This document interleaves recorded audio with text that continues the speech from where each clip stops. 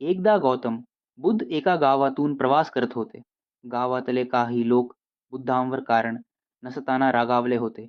त्यांनी बुद्धांना अपशब्द बोलले, अपमान केला, कठोर शब्द वापरले. बुद्ध शांतपणे सर्व ऐकत राहिले. त्यांच्या चेहऱ्यावर ना राग होता ना दुःख. थोड्या वेळाने बुद्धांनी त्या लोकांना विचारले, जर एखाद्याने तुम्हाला भेटवस्तू दिली आणि तुम्ही ती स्वीकारली नाही, तर ती भेट कुणाकडे राहते? लोक म्हणाले, जी देणारा आहे त्याच्याकडेच राहते. बुद्ध हसून म्हणाले, तसंच आहे.